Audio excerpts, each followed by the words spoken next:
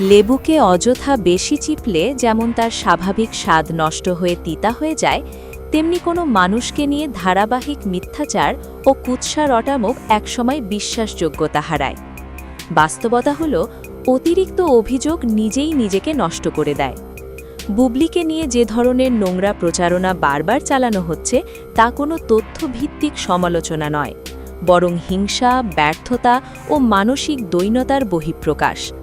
যুক্তিসঙ্গত সমালোচনায় তথ্য ও দায়বদ্ধতা থাকে, কিন্তু এখানে তার কোনোটিই নেই।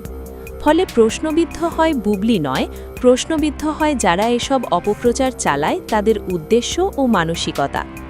বুবলির ইতিহাস ও বাস্তবতা বলে, একজন শিল্পীর কেরিয়ার ধ্বংস হয় না গুজবে, বরং গুজবকারীরাই ধীরে ধীরে গুরুত্ব হারায়। বুবলি নিজের কাজ, সিদ্ধান্ত ও অবস্থানে দায়বদ্ধ। নিজের ক্যারিয়ার পরিচালনার ক্ষেত্রে বুবলি নিজেই সবচেয়ে যোগ্য, এটা অস্বীকার করার কোনো যৌক্তিক কারণ নেই। এর চেয়েও ফালতু কাহিনীর ঝামেলা বুবলি অনেক আগেই পার করে আসছে।